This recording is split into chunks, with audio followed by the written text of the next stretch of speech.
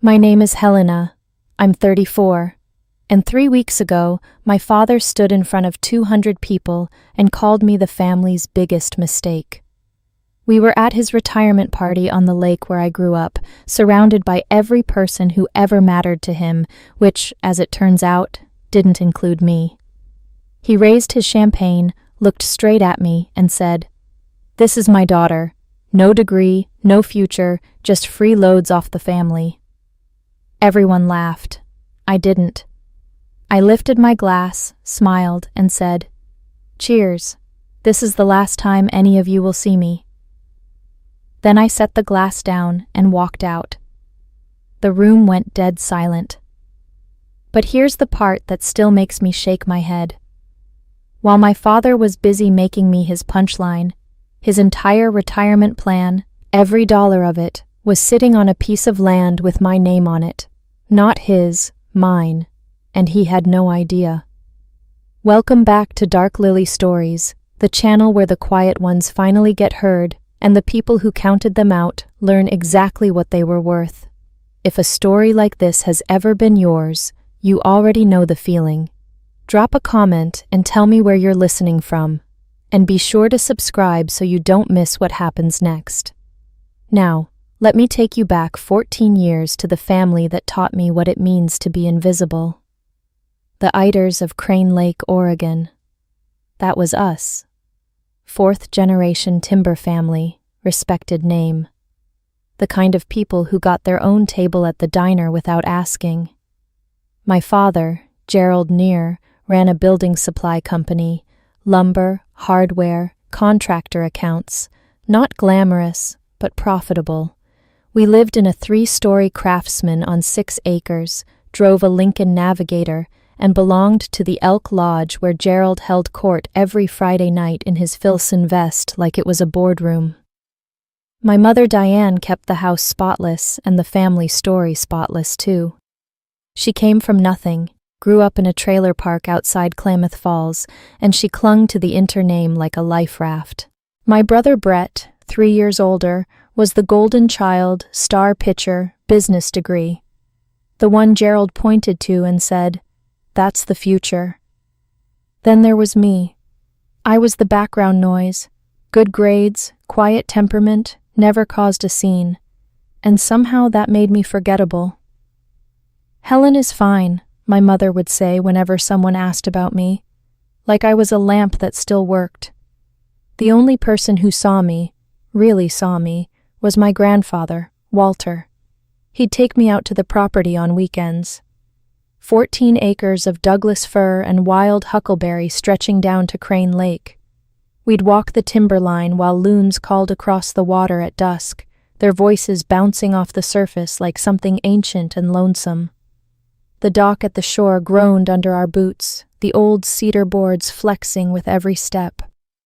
"Listen to that," Grandpa Walter would say, tilting his head toward the water. "That sound means you're home." He left me something before he died. Something nobody in the family bothered to read carefully, but I'll get to that. The day I lost my future was a Wednesday in October. I was 20, halfway through my sophomore year at Oregon State. Business administration, 3.7 GPA, campus job at the registrar's office. I had a rhythm, a plan. My father called and said 2 words, "Come home." I drove 3 hours to Crane Lake thinking someone was sick. I found him in the living room with Diane. No one was sick. Gerald sat in his leather recliner, arms crossed. Diane stood behind him, one hand on his shoulder. "United Front. We've been looking at the numbers," Gerald said. "Brett got accepted to the MBA program at Oregon. It's expensive. We can't fund both of you." He paused like he expected me to fill in the blank myself. I didn't. "So, we've decided you'll take a break," he continued. "A semester, maybe 2. Let Brett get established, then we'll revisit." Diane nodded. "You don't have the head for school." "Not like Brett," she said, and her voice was so even it almost sounded kind.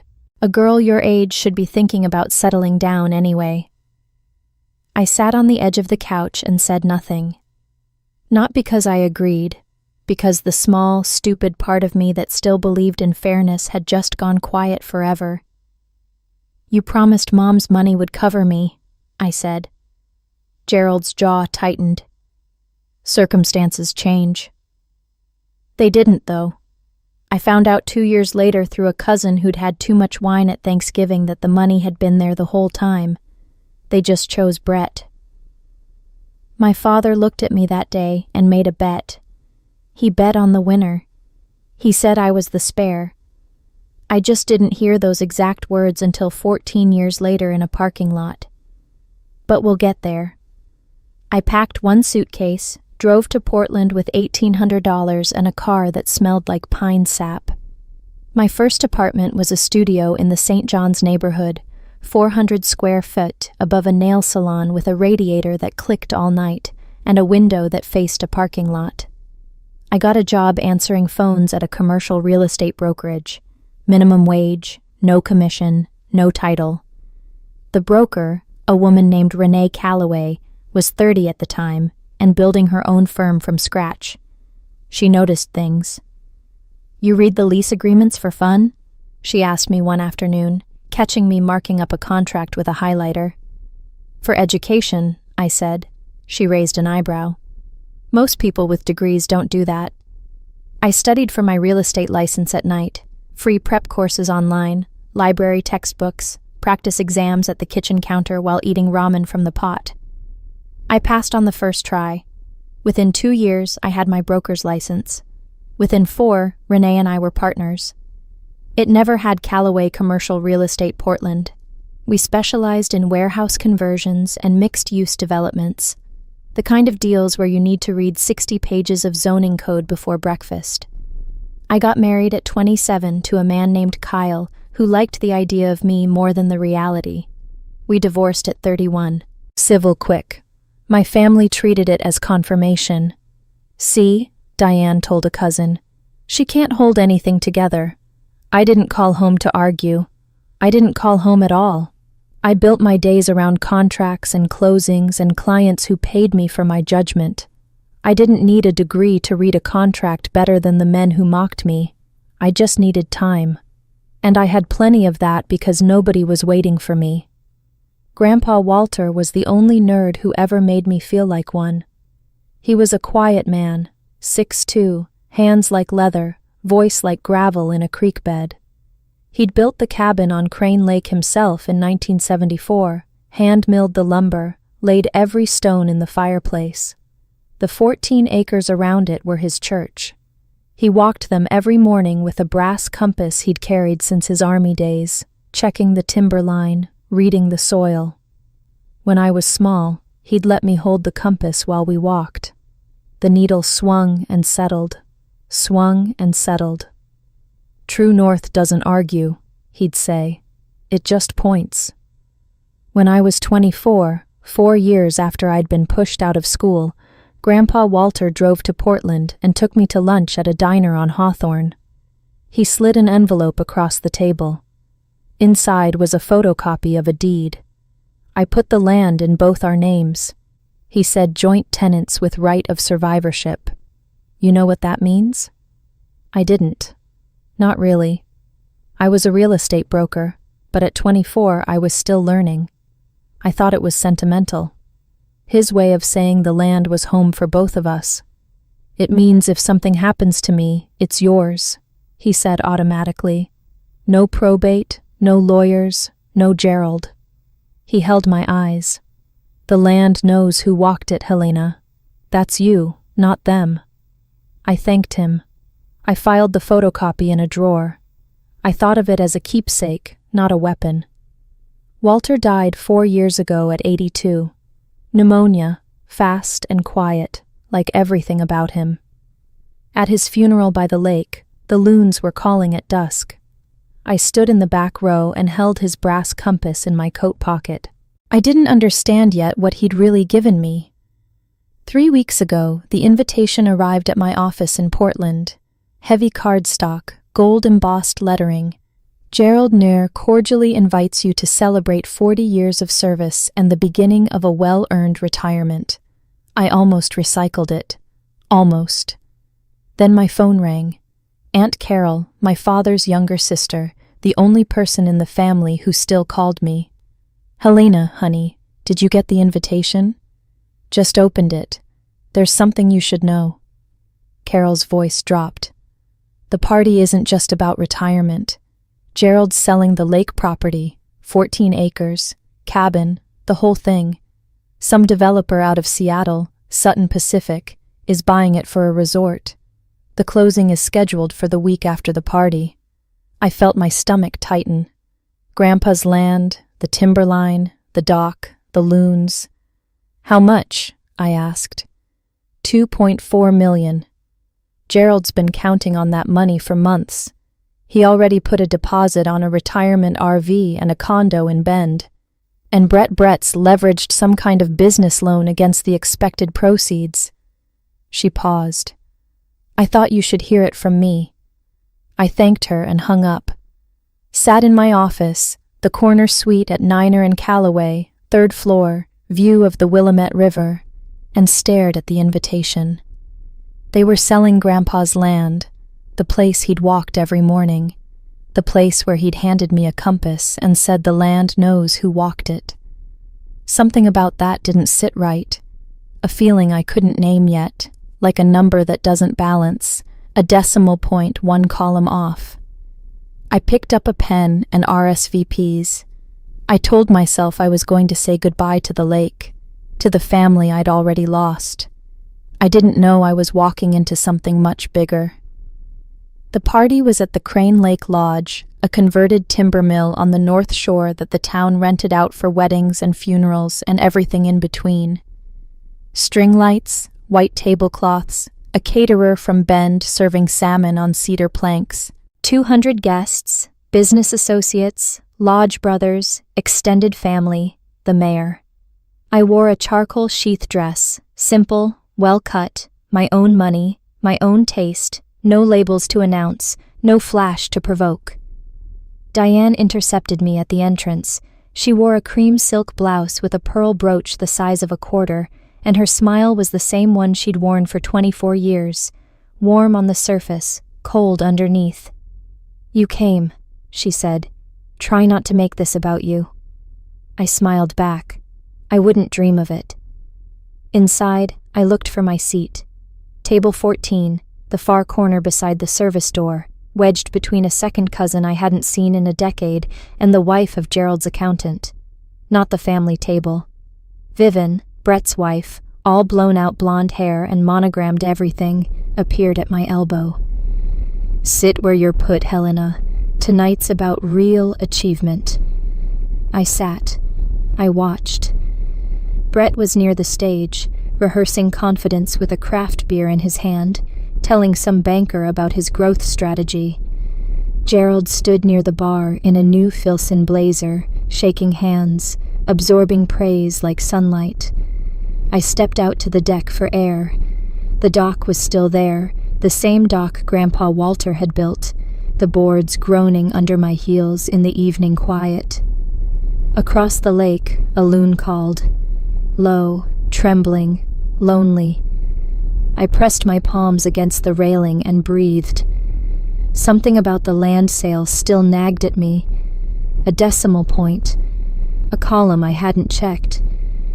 I came back inside for the salad course and sat down just in time to overhear the conversation at the table behind me.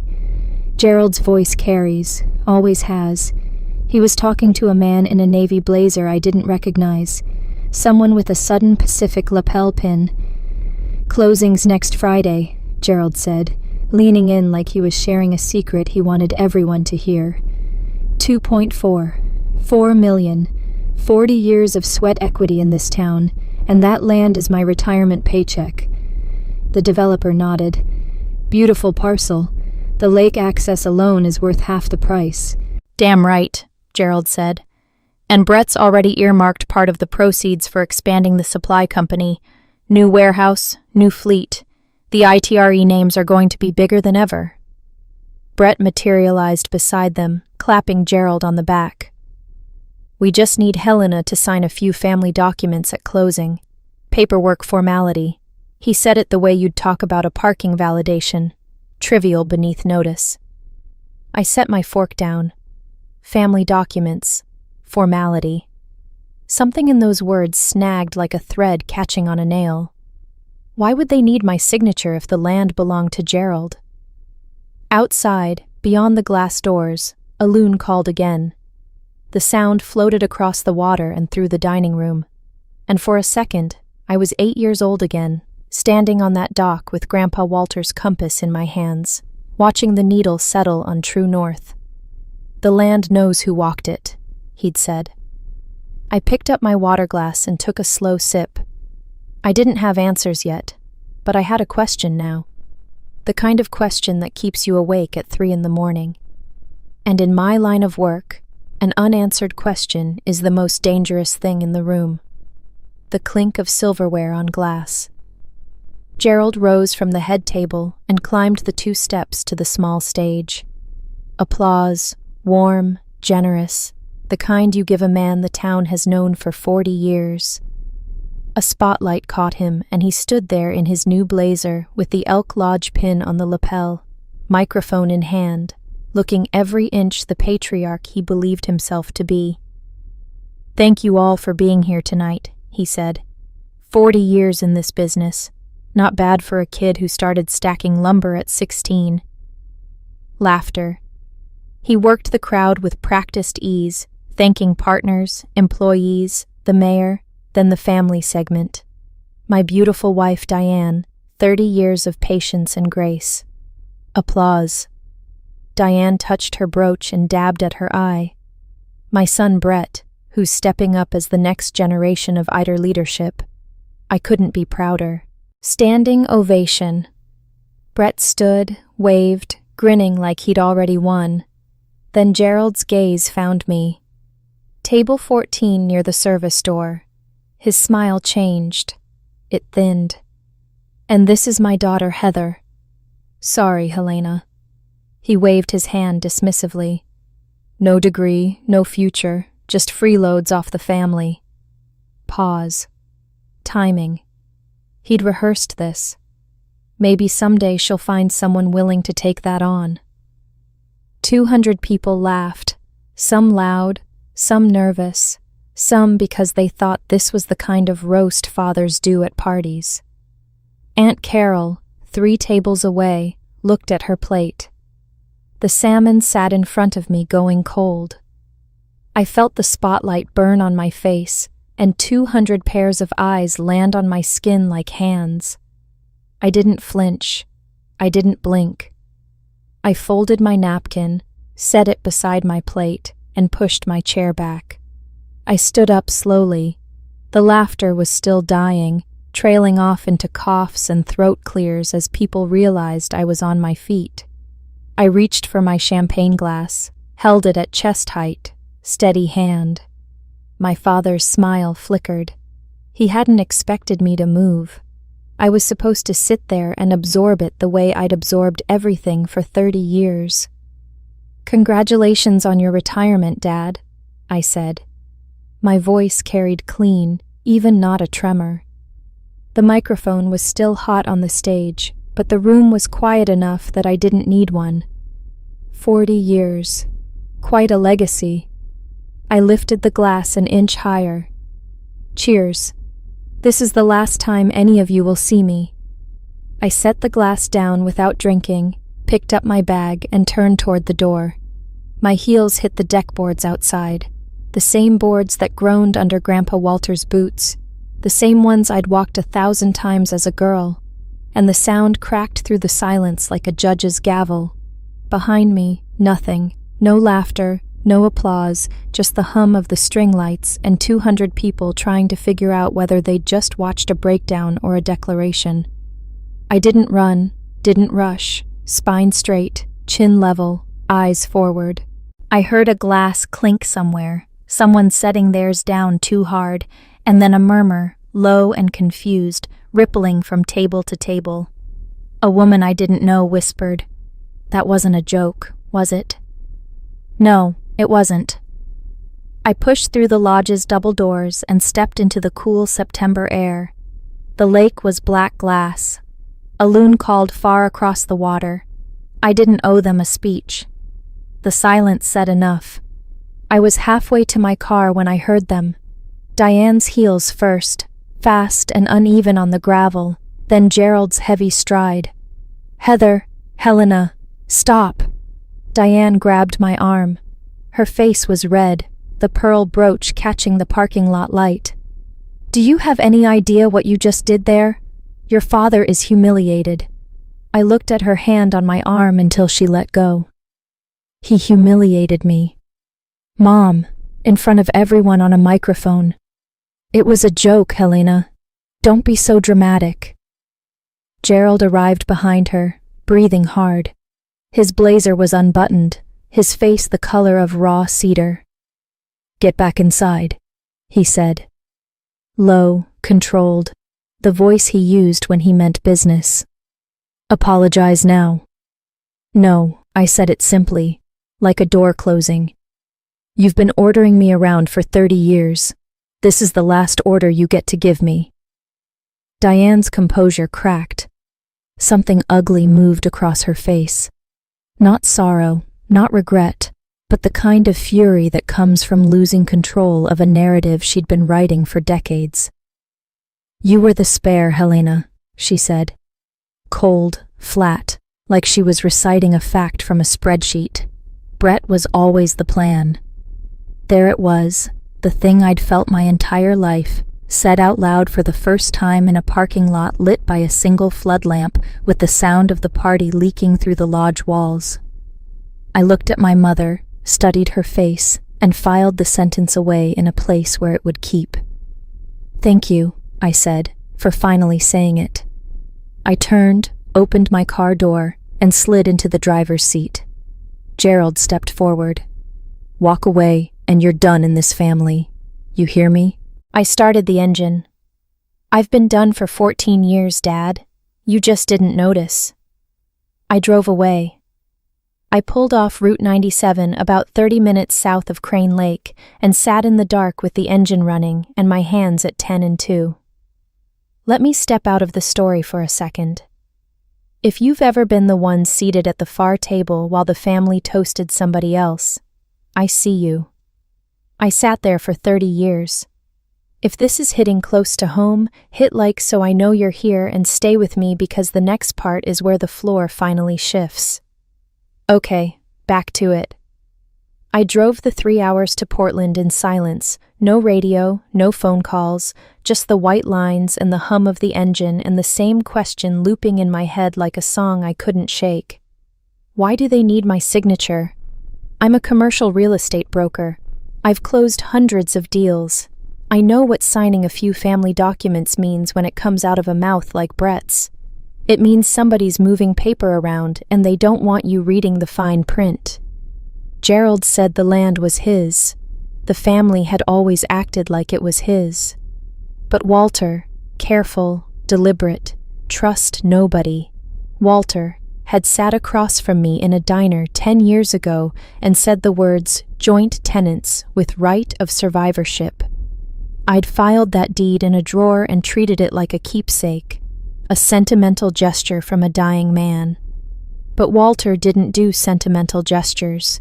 He did land surveys and title insurance and carpenter's chalk on plumb lines. Everything Walter Neer ever did had a reason. By the time I pulled into my parking garage in Portland, it was midnight. I set my bag on the kitchen counter, opened my laptop, and searched the joint tenure right of survivorship Oregon. And then I stopped breathing for about 10 seconds. The next morning, Aunt Carol drove to Portland. She appeared at my office at 10 with a cardboard box. Not fancy, just a packing box filled with a few of Grandpa Walter's things she'd been keeping. "He told me to give these to you when the time was right," she said, setting the box on my desk. "After last night, I think it's right." She pulled out a folded flannel shirt, a pocket knife, and then carefully wrapped in a handkerchief, the brass compass. I held it in my palm. The weight of it, familiar and steady, like shaking hands with someone you trust. Your grandpa never let your father near that deed, Carol said. She was perched on the edge of my guest chair, her reading glasses pushed up on her forehead.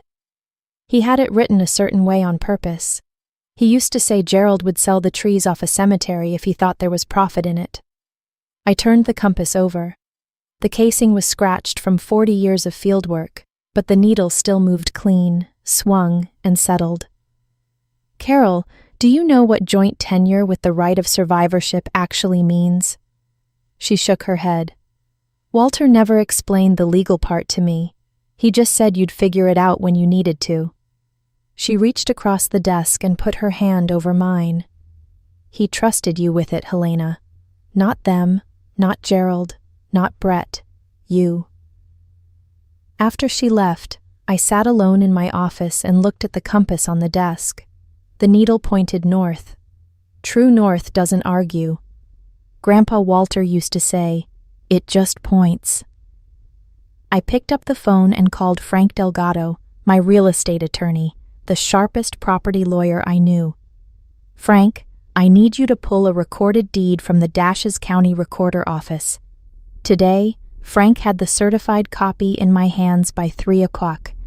I spread it on my desk next to the brass compass, and for a long time, I just stared at the vesting paragraph. The language was clean, unambiguous, the kind of language you use when you want zero room for argument.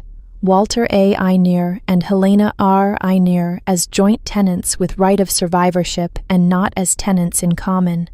The deed was recorded in 2016, filed with the Dashes County Recorder, stamped indexed public record.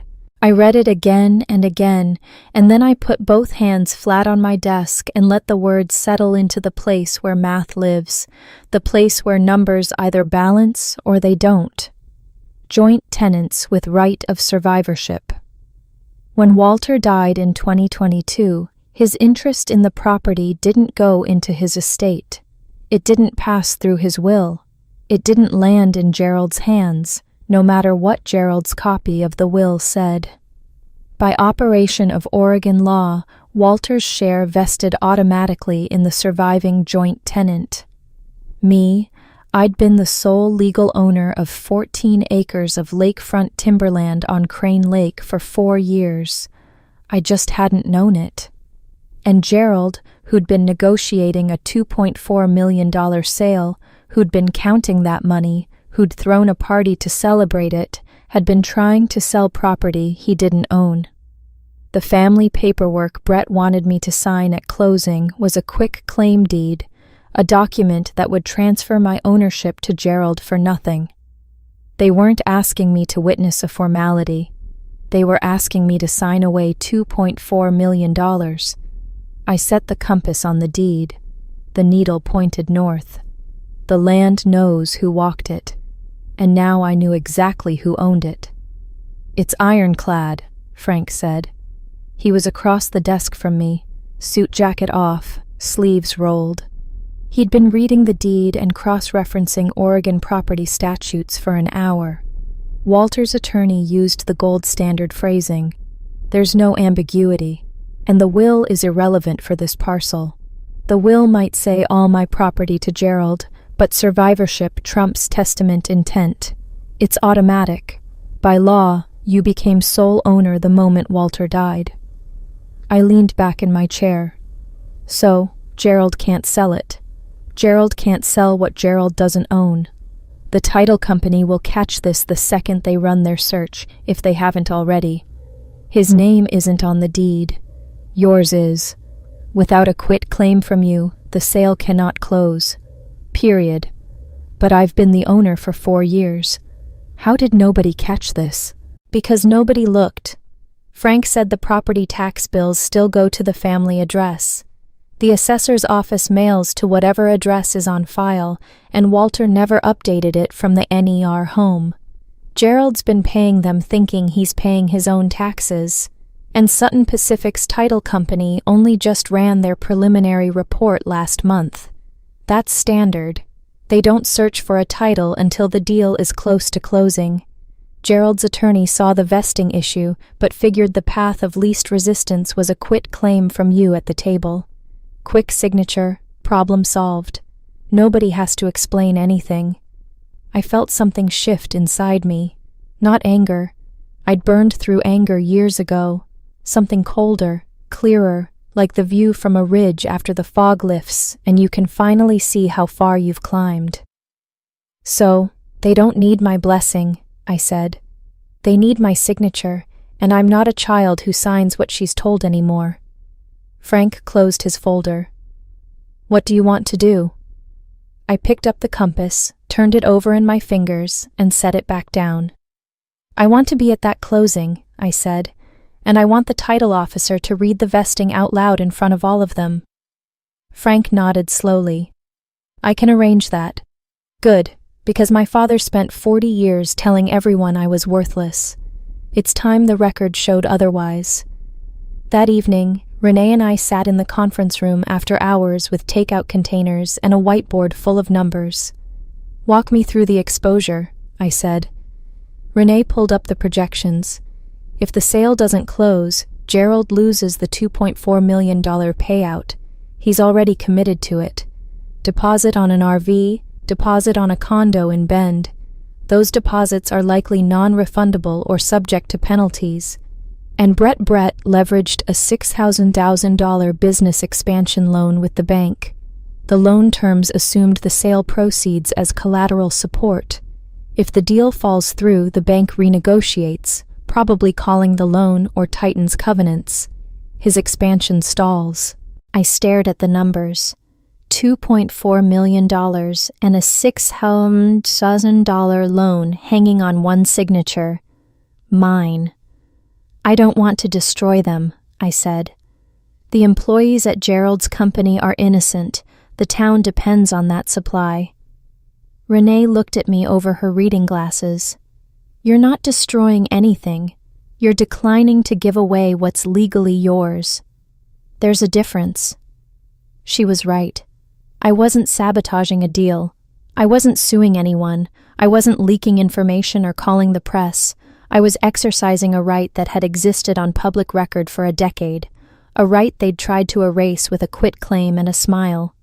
I just want the truth said out loud, I said, in a room where people can hear it. After that, I'm done. Renee nodded. Then be done, but be done on your terms. I drove home that night through the Portland rain and thought about Grandpa Walter, about the compass and the lake and the timberline and the loon calls at dusk, about a man who saw me when no one else did. I wasn't doing this for revenge. I was doing it because silence had been my language for 30 years and I was ready to stop translating. The messages started Monday, not from Gerald. He was too proud to dial first, but the network activated. Aunt Susan, Diane's sister. Helena, sweetheart, I heard about the party. Your father says you've been struggling emotionally. We're all concerned. A second cousin I hadn't spoken to in 5 years. Richard, sorry. Gerald mentioned you might need some support. Let me know if you want to talk. My father's accountant's wife. I saw what happened Saturday. He didn't mean it, honey. He was nervous. The narrative was already built. Poor Helena, fragile, jealous, had some kind of episode at the party. Gerald Enner, patient father, pillar of the community, doing his best with a troubled daughter. I responded to none of them. Then Tuesday afternoon, a text from Brett. Don't forget to sign the family paperwork before Friday. Frank from Dad's attorney's office will send you the docs. Just sign where it's flagged. No explanation, no context, just an order dressed up as a reminder. I stared at the message. They still thought I didn't know.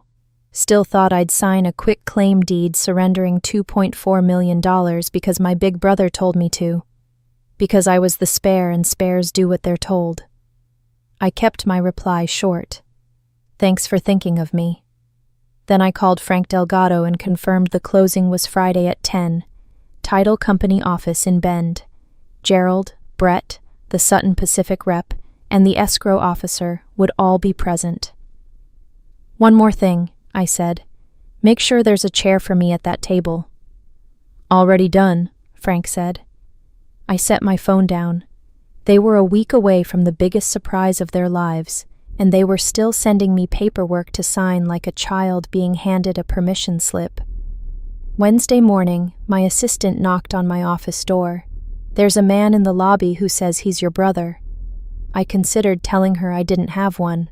"Send him in." Brett walked into it, and Calloway looked like he was inspecting a student apartment. He looked at the reception desk, the framed deal tombstones on the walls, the conference room with its river view, and I watched the recalibration happen in real time. The slight widening of the eyes, the jaw that tightened and released. He hadn't expected this. He'd expected a folding table and a phone that rang too much. "Nice little setup," he said, sitting down across from me without being invited. "Didn't know playing realtor paid this well?" "It does when you're good at it." He crossed his ankle over his knee.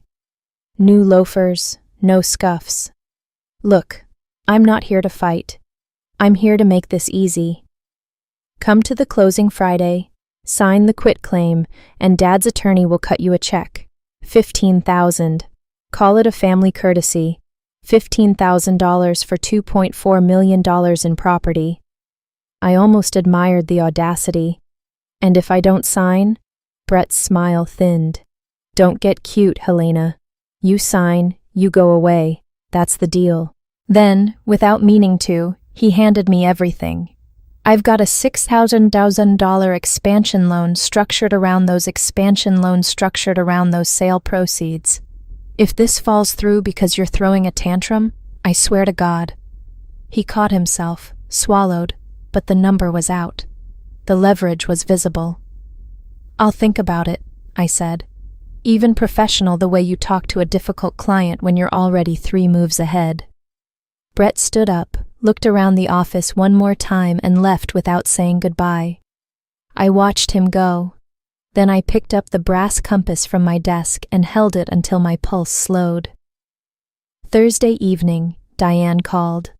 I answered because I wanted to hear which version of my mother would show up. "Helena, sweetheart. Version 1, the peacemaker. Honeyed, careful, a little breathless. I've been thinking about you all week. I feel just terrible about what happened at the party. Do you? Your father loves you. He doesn't always know how to show it. You know how he is. Clumsy with words. Clumsy. 200 people and a microphone." And she called it clumsy. "Mom, does Dad want to apologize? Specifically for what he said?" A pause. The kind of pause that tells you the script is being rewritten in real time. He wants to move forward. We all do. Can't we just put this behind us? And so, no apology. "Helena, don't be difficult. We're trying to meet you halfway." Halfway would mean acknowledging what happened. What he said. What you said in the parking lot. Silence. Then, version 2 arrived. The mask slipped, and underneath it was the Diane I'd known my whole life. The one who calculated, who kept score, who decided at some point that one of her children was worth investing in, and the other was overhead. "You know what your problem is?" Her voice went flat. "You've always thought you deserved more than you earned. Your father built everything this family has. Everything. And you've done nothing but take. I haven't taken $1 from this family in 14 years. Then why are you making this so hard?" There it was. The real question. Not how are you? Or can we heal? Why won't you sign? "Forgiveness and being a doormat aren't the same thing, Mom," I said. "I finally know the difference." I hung up before she could respond. My hands were steady. My voice had been steady. I was ready for Friday. Friday morning, 6:00 a.m. Frank, Renee, and I sat at my kitchen table with coffee and a folder of documents. "Walk me through the sequence," I said. Frank opened his notebook. "The closing is at the Central Oregon Title Company in Bend. Standard procedure. The title officer reviews the preliminary title report, confirms vesting, parties sign, funds transfer. The title officer is legally required to verify that the grantor, the seller, actually holds the title. That's where this ends. So when the title officer reads the vesting, she'll read your name. Helena R. It ne'er sole owner by operation of survivorship. Gerald's name doesn't appear on the deed. The sale cannot proceed without your consent. Renee leaned forward. And you're sure you don't want to just send a letter? You don't have to be in the room? I'd thought about that. A letter would be cleaner, easier, less exposure. But a letter wouldn't put the truth on record in front of witnesses. A letter could be rewritten, paraphrased, explained away. I'm going there to be on the record, I said. If I'm not in the room, Gerald controls the story. He'll tell everyone I'm crazy, that I forged something, that I'm lying. I need the title officer to say it. I need the developer to hear it. I need it to be real in a room full of people who can't unhear it. Frank nodded. Then we drove to Ben this afternoon. I'll file an appearance as your counsel at the closing. Everything stays professional. I went to my bedroom and packed an overnight bag, set the brass compass on top of my clothes, zipped it shut. This wasn't about winning. It was about standing in a room and being seen for the first time, the way Grandpa Walter had always seen me. I drove to Ben that afternoon, checked into a hotel near the Old Mill District, and sat on the bed with the compass in my lap. Quick pause again. People love to say the best revenge is living well. I used to roll my eyes at that. But sitting in that hotel room holding a deed with my name on it, I finally got it. If you're still here, comment one word. Boundaries. I want to see how many of us are out there. All right, let's finish this. That night, I couldn't sleep.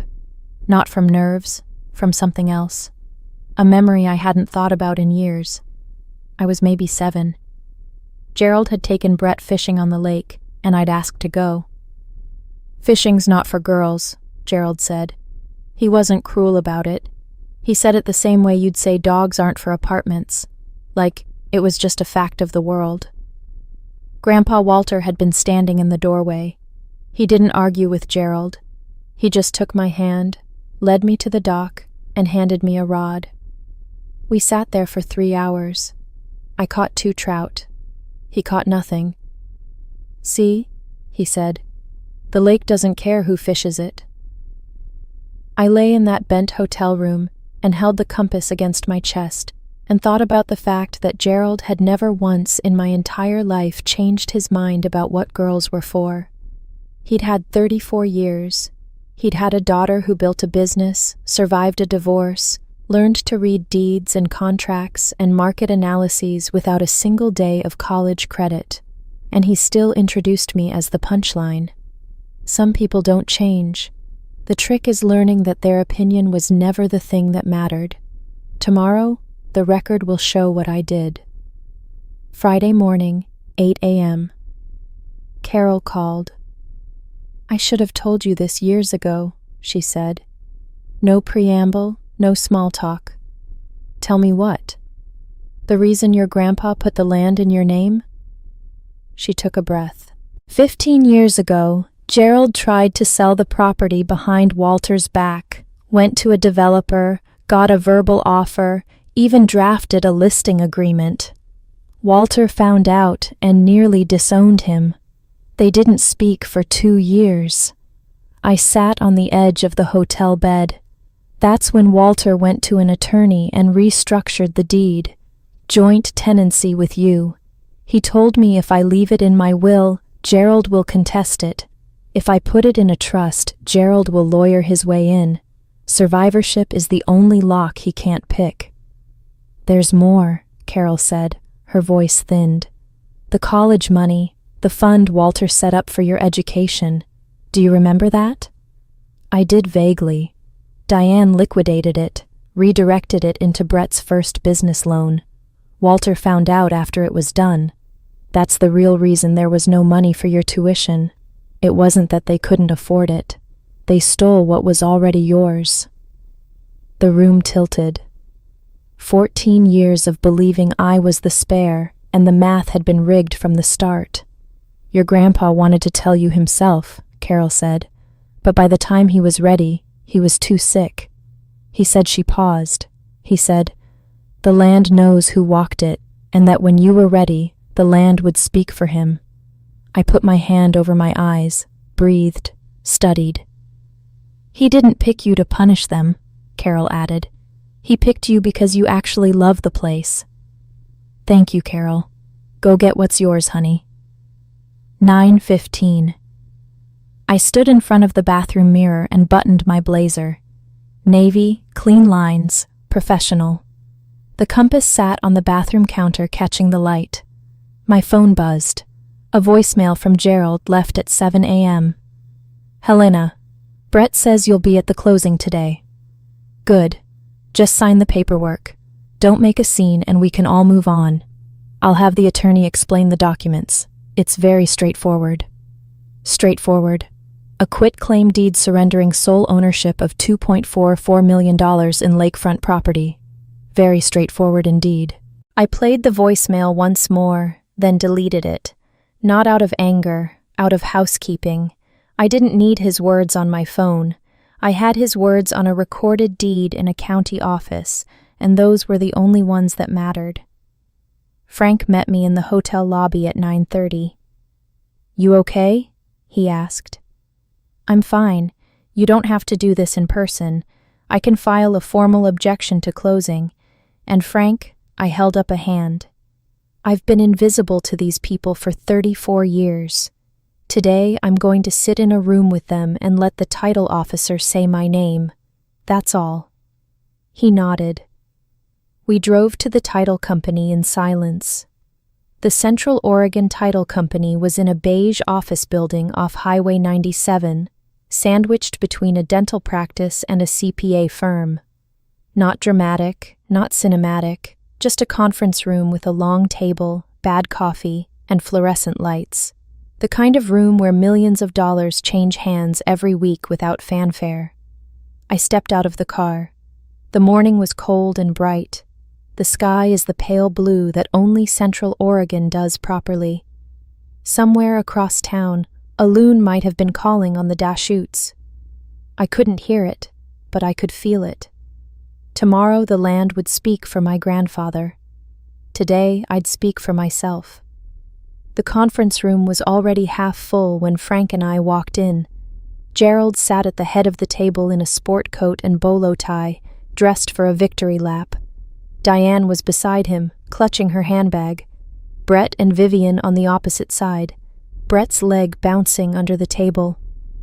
At the far end, the Sutton Pacific representative, a woman named Karen Oates in a charcoal suit, and the escrow officer from Central Oregon Title, a calm-faced woman with reading glasses on a chain. Frank pulled out the chair at the center of the table and set his briefcase down. I sat beside him. Gerald's head turned.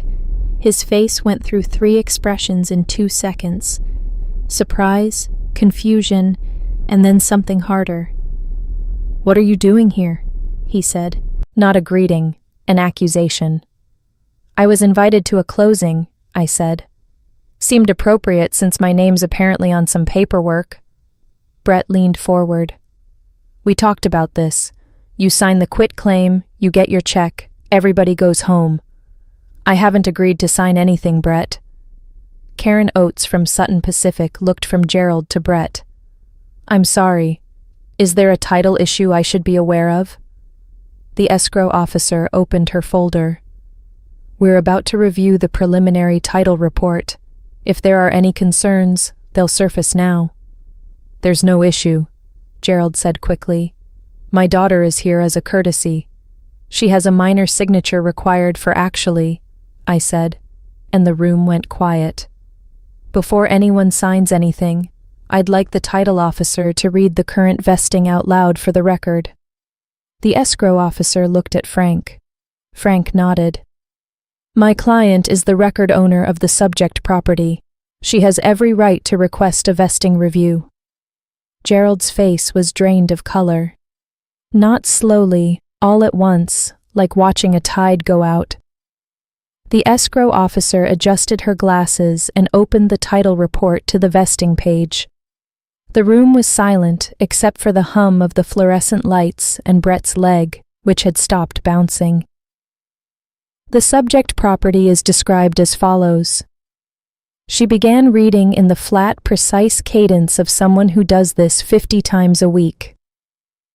14 acres more or less situated in Deschutes County, Oregon, together with all improvements thereon, commonly known as the Crane Lake parcel. She turned the page. Title is vested in. She paused, and I could see her eyes move across the line twice, confirming what she already knew. Helena R. I near as surviving joint tenant by operation of the right of survivorship established by deed, recorded June 14, 2016 as document number 2016-024891, Deschutes County Recorder Office. She looked up. There is no co-owner. Ms. Eder is the sole title holder of record. The silence was the kind that has weight. Gerald stared at the escrow officer like she'd spoken in a foreign language. Diane's hand went to her brooch. Brett's mouth opened, closed, opened again. Karen Oates from Sutton Pacific turned slowly toward Gerald. Mr. Enner, she said, you represented that you had clear title to this property. Gerald said nothing. The deed was recorded 10 years ago, Frank said evenly. It's public record. A standard title search would have surfaced immediately. My client's position is simple, I added, and I kept my voice the same way I kept it in every negotiation.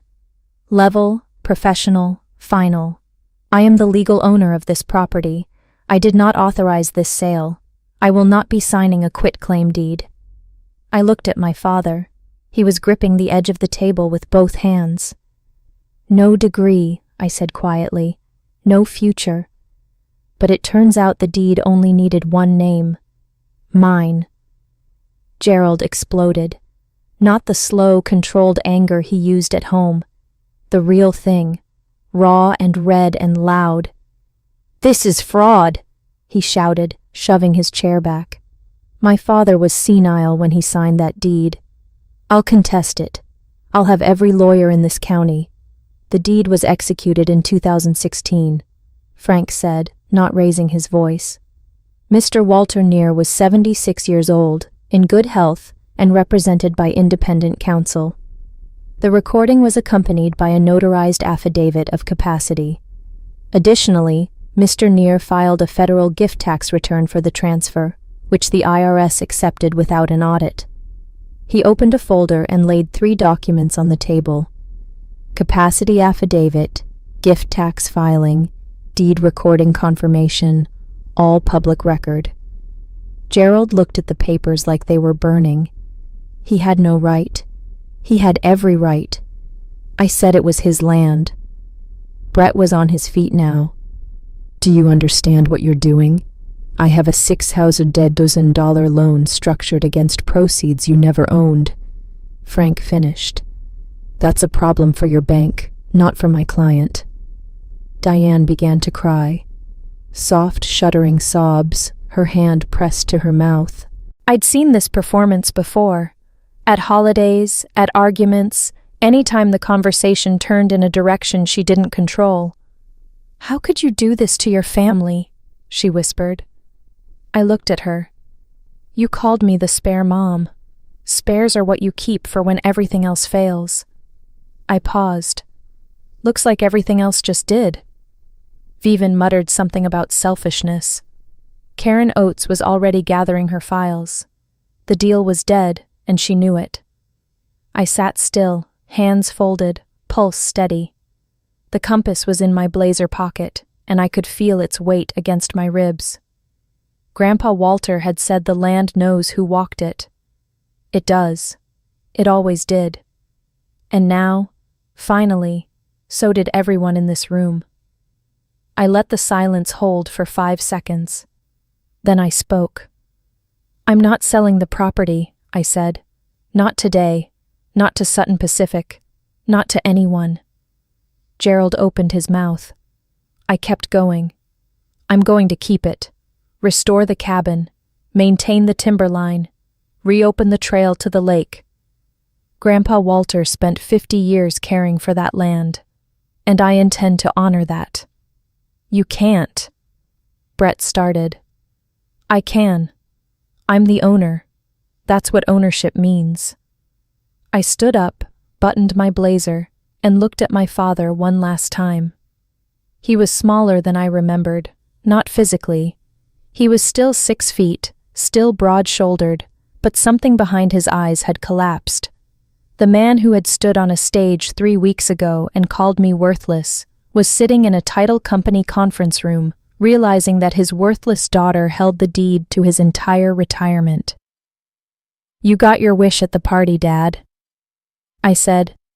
This really is the last time you'll see me across a table like this one. I took the brass compass from my pocket, set it on the table for one beat, right on top of the quick claim deed I'd refused to sign. Then I picked it up.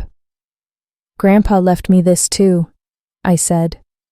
He said, True North doesn't argue, it just points.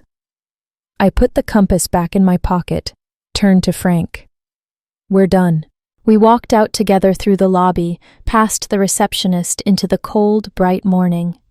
Behind us, I could hear Gerald's voice rising, arguing with the escrow officer, with Karen Oates, with the air itself.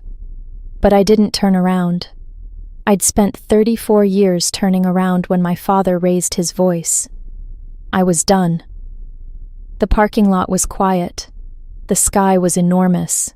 And for the first time since I was 20 years old, I had nothing left to prove.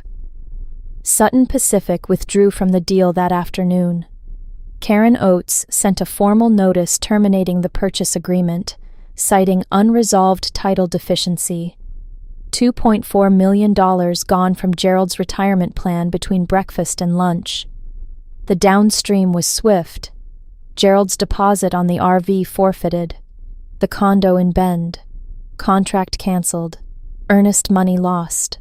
Brett's $6,000 expansion loan. The bank invoked the material change clause and froze the credit line pending renegotiation. Within 2 weeks, Brett's plans to build a new warehouse and buy a new fleet were dead on the table. Gerald came out of retirement, not by choice, by necessity. Without the land sale proceeds, his retirement savings alone couldn't support the lifestyle he'd promised Diane. He went back to the supply yard 3 days a week, answering phones and reviewing invoices in the same office he'd left with a champagne toast a month earlier. The town noticed Crane Lake is small. Word moved fast, not because I said anything, but because 200 people had watched Gerald humiliate his daughter at a party, and now every one of them knew the punchline he'd missed. Did you hear about the Eider became the opening line at the diner, at the lodge, at the hardware store Gerald still owned? Mocked his own daughter. Turns out she owned the land the whole time. I didn't gloat, didn't post anything, didn't give interviews or return the calls from curious relatives who suddenly wanted to reconnect. I let the facts stand where they were on a recorded deed in a county office typed in plain English, available to anyone who cared to look. I didn't need the last word. The deed had it. 2 months later, I drove back to Crane Lake. Not for the family, for the land. Aunt Carol met me at the cabin. We spent a weekend pulling blackberry vines off the porch, replacing rotten boards on the dock, airing out rooms that hadn't been opened since Walter died. The brass compass sat on the mantel above the fireplace he'd built stone by stone. "What are you going to do with it?" Carol asked, standing on the new dock boards. Solid now, no groaning, watching the sun drop behind the ridge. "Keep it," I said. "Maybe put a conservation easement on the timber acreage, protect it from development permanently." Walter would have liked that. Walter would have said I was overthinking it and handed me a fishing rod. She laughed. The first real laugh I'd heard from a bitter person in years. Diane sent one final text. I read it once. "You've destroyed this family. I hope you're satisfied." I didn't respond. Not because I was satisfied, because I'd already said everything I needed to say in a room with witnesses on the record. I started therapy the following month. Not crisis therapy. The kind where you sit in a quiet office in Portland and unpack 30 years of being told you were less. My therapist asked me if I had regrets. I regret that it was necessary. I said, I don't regret doing it. Gerald never called. Brett never called. Vivian blocked me on everything, which felt more like a gift than a punishment. Carol and I had dinner once a month. She told me stories about my grandfather, about the man who'd built a cabin with his hands and a compass, and a belief that the land remembers who tends it. He was right. It does. Last weekend, I drove out to the cabin alone, parked in the clearing Walter used to park in. I walked the timber line the way he taught me, slow, reading the ground, compass in hand. The Douglas firs were tall and straight. The huckleberries were coming in thick. The trail to the lake was clear for the first time in years. I sat on the dock at dusk. The new boards held firm under my weight. No groaning, no give. Solid. Across the water, a loon called that long, trembling note that sounds like loneliness and freedom at the same time. I set the compass on the dock beside me and watched the needle settle. True north, same as always. I thought about Gerald, about Diane, about Brett and Vivian, and the retirement that wasn't, and the expansion that stalled. I thought about the girl who packed one suitcase at 20 and drove to Portland with $1,800 and a ringing in her ears that sounded like, "You don't have the head for school." I don't hate them. That surprised me when I finally admitted it. Hate is heavy. Hate is another person's furniture in your house. I just don't carry it anymore. A boundary isn't a wall. It's a deed with your name on it and the courage to keep it. Grandpa Walter knew that. He just waited for me to figure it out. The loon called again. I listened until the echo faded into the trees. Then I picked up my compass, stood up, and walked back to the cabin. The land knows who walked it. And I finally know, too. They spent my whole life telling me a diploma was the only proof of worth. But the truest thing my grandfather ever taught me was that what you protect and who you become when no one's clapping is the only record that ever holds up. That's my story. One toast, one deed, one quiet word that changed everything. If it reminded you that your worth was never theirs to grade, take that as your sign today. Share this with someone who needs to hear it.